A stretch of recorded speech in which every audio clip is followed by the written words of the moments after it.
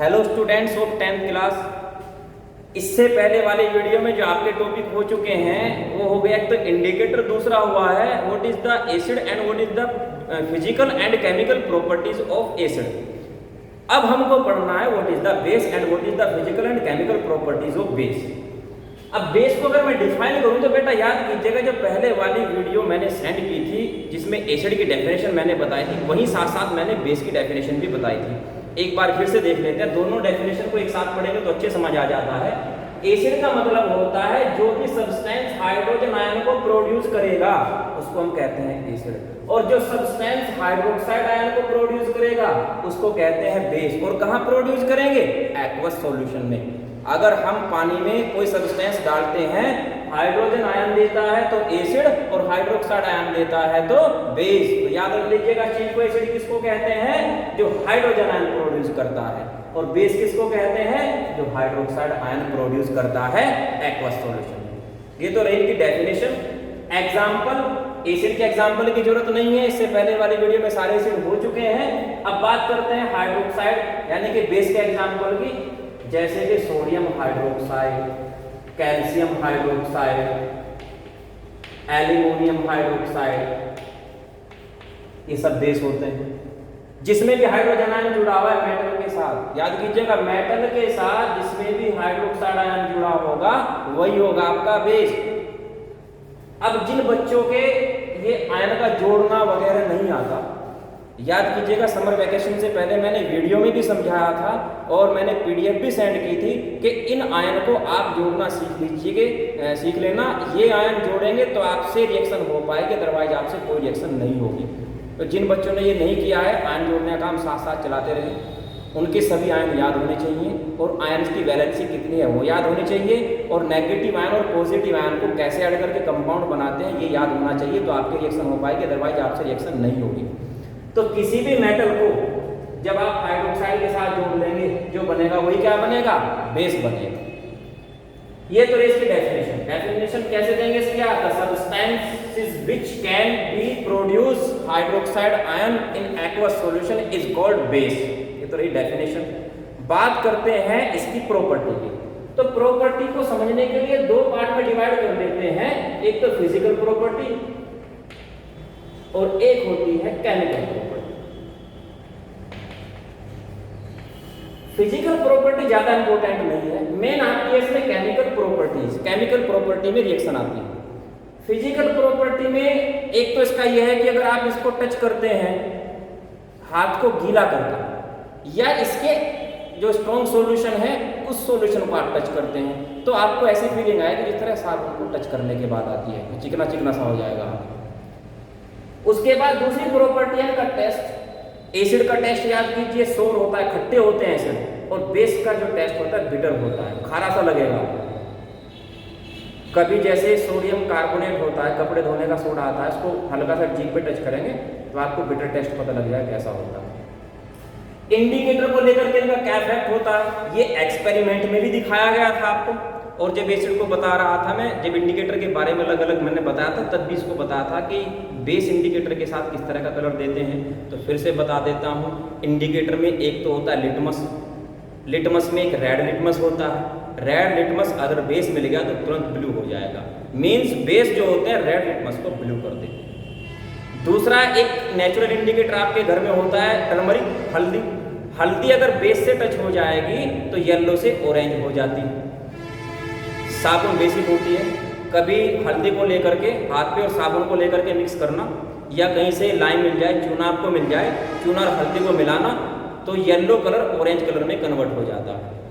तीसरा फिनोप्थलीन के साथ क्या इफेक्ट होता है वो मैंने आपको एक्सपेरिमेंट में भी दिखाया था, याद कीजिएगा। पिंक कलर जो हो गया था मिलाते ही, फिनोप्थलीन के साथ जब भी बेस मिलाएंगे तो हमेशा पिंक कलर आता है।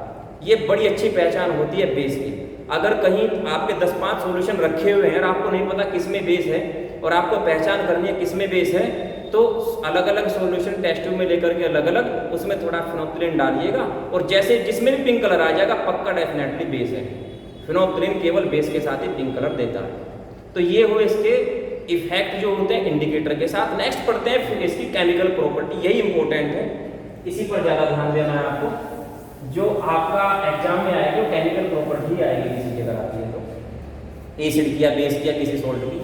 तो केमिकल प्रॉपर्टी में पहले देख लेते हैं हम इसकी जो रिएक्शन है वो मेटल के साथ क्या होती है। एसिड की रिएक्शन मेटल के साथ क्या होती है ये आप देख चुके हैं एसिड की प्रॉपर्टी में। अब उसी तरह से देखेंगे कि मेटल की रिएक्शन बेस के साथ क्या हो सकती है। बेस ले लेता हूं NaOH, इसकी रिएक्शन करा देते हैं जिंक मेटल के साथ।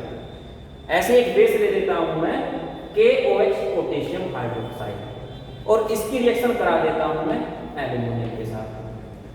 अब सिंपल से अगर हम देखें आयन को जोड़ने तोड़ने के बाद आयन को यहाँ तोड़ेंगे, यहाँ से क्या मिलेगा आपको Na पॉजिटिव और यहाँ से क्या मिलेगा OH नेगेटिव। और जो जिंक होता है वो किस फॉर्म में कन्वर्ट हो जाता है Zn2 पॉजिटिव में। तो सिंपल सा आपको लगेगा कि जिंक हाइड्रोक्साइड के साथ पॉजिटिव नेगेटिव के साथ जुड़ करके जिंक हाइड्रोक्साइड बना देता है और यहाँ से सोडियम अलग हो जाएगा सोडियम मेटल की फॉर्म में। ये पॉसिबल नहीं है बेटा, क्योंकि जो सोडियम होता है वो more reactive than zinc, zinc से ज्यादा रिएक्टिव होता है। एक कम रिएक्टिव लेस रिएक्टिव मेटल ज्यादा रिएक्टिव मेटल को रिप्लेस नहीं कर सकती, तो ये रिएक्शन तो पॉसिबल नहीं है। तब फिर दूसरी रिएक्शन बैठेगी जिसमें अधिक जिंक को हमको ऐड करके चलना है, जिंक को हम छोड़ नहीं सकते। तो अब आप याद कीजिएगा जो मैंने PDF सेंड की थी उसमें एल्यूमिनियम और जिंक को लेकर के दो मैंने नेगेटिव आयन बनाए थे। एक को हम कहते हैं जिंकेट और एक को कहते हैं एल्यूमिनियम। जिंकेट होता है Zn2 2 नेगेटिव और एल्यूमिनेट होता है Al2 नेगेटिव। तो यहां जो कंपाउंड बनने हैं वो जिंकेट और एल्यूमिनेट बनेंगे। जिंकेट का फॉर्मूला क्या है Zn2 नेगेटिव और इसको जोड़ने के लिए क्या चाहिएगा एक पॉजिटिव आयन चाहिएगा। पॉजिटिव आयन कौन सा है Na है, मींस यहां से जो Zn है वो O के साथ मिलकर के इस O के साथ मिलकर के जिंकेट आयन बनेगा और वो जिंकेट आयन जुड़ जाएगा पॉजिटिव आयन यानी कि Na पॉजिटिव के साथ में और कंपाउंड क्या बनेगा NaZnO2 और O2 किसकी ZnO2 की वैलेंसी कितनी थी यहाँ पर 2 नेगेटिव, वो इसके नीचे आ जाती है। तो कंपाउंड आपका बनता है सोडियम जिंकेट। बाकी आप कहेंगे कि हाइड्रोजन का क्या होगा, तो सिंपल सा है हाइड्रोजन हाइड्रोजन गैस की फॉर्म में कन्वर्ट हो जाएगी। तो मींस अगर हम किसी बेस की रिएक्शन मेटल के साथ कराते हैं तो एक तो उसका सोल्ट कंपाउंड बन जाता है और दूसरा हाइड्रोजन गैस प्रोड्यूस होती है। इसी तरह से एल्युमिनियम के साथ होगा। बस यहाँ याद रखना है आपको, इसमें H2 भी लेना है, H2 भी ऐड होता है। पोटेशियम का क्या बनेगा एल्यूमिनेट बन जाएगा। एल्यूमिनेट के लिए मैंने फॉर्मूला लिख ही रखा है यहाँ पर और बाकी आप अपने बुक में से जो PDF सेंड की थी उसमें भी देखिएगा। तो ये बन जाएगा पोटेशियम एल्यूमिनेट KAlO2। वैलेंसी 1 है तो नीचे कुछ नहीं आएगा, पोटेशियम एल्यूमिनेट के फॉर्मूला होगा KAlO2 ही रहेगा। और नेक्स्ट वही आपको कौन सी गैस प्रोड्यूस हो जानी है हाइड्रोजन, हाइड्रोजन गैस यहाँ से बाहर निकल जाएगी। तो ये प्रॉपर्टी हो जाती है बेस की। बेस को जब मेटल के साथ बेस की रिएक्शन कराते हैं तो उसका कंपाउंड बनता है जिसमें जो मेटल है वो नेगेटिव आयन में चली जाती है और बाकी हाइड्रोजन गैस प्रोड्यूस होती है। तो एक प्रॉपर्टी इसकी ये रही। बाकी ऑक्साइड्स के साथ या अदर प्रॉपर्टी हैं वो नेक्स्ट वीडियो में आपको सेंड कर दूंगा। तब तक आपका काम ये है कि उसकी प्रॉपर्टी जो रिएक्शन दी होंगी आपकी ये वाली प्रॉपर्टी की रिएक्शन, दूसरी नहीं करनी है अभी आपको। जिंक या एल्यूमिनियम या अदर मेटल के साथ जो भी बेस की रिएक्शन दी है उस रिएक्शन को आपको करना है, प्रैक्टिस करके देखिएगा। और जो आयन जोड़ने का काम मैंने बताया, अगर रिएक्शन सीखनी है बेटा तो आयन आपको जोड़ना सीखना ही पड़ेगा। सभी आयन विद वैलेंसी आपको याद होनी चाहिए, उसकी प्रैक्टिस आज से शुरू कर दीजिएगा जिन बच्चों ने नहीं की है। तो मिलते हैं नेक्स्ट वीडियो में नेक्स्ट प्रॉपर्टीज के साथ।